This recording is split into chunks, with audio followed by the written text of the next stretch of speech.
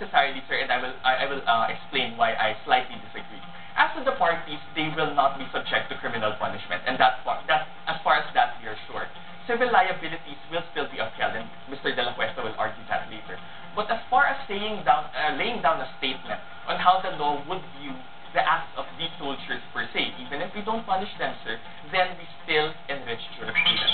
Last point, sir, and just to quickly argue, it helps foment informed choice by Congress. We know, Your Excellencies, that some senators, like Senator Joker Arroyo, prefer to base their judgment on whether to concur or not, on whether there was a judgment of guilt or innocence in the trial court, and we want to respect that informed choice. Thank you, sir. Ismail, 2 minutes to cross-examine. Len. Sir, are you aware of the case of Di Matulak versus Judge Villar? Why don't you explain it to me, sir?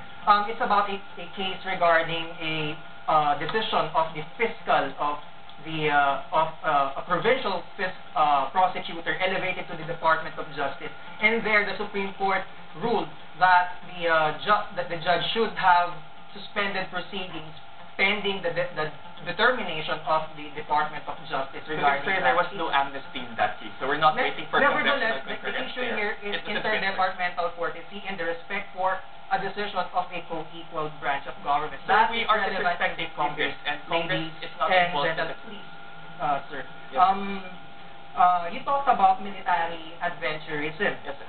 Isn't it that the fight carried on by the mutineers were based on principles?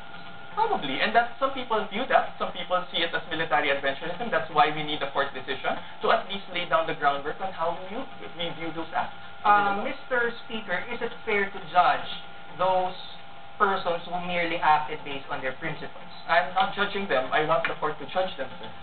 Sir, but you categorically mentioned military adventurism. Sir, I said some people view them as freedom fighters, some people view them as you talked about the possibility of enriching jurisprudence. Yes, Isn't sir. it that the rulings of the regional trial I answered that question, sir.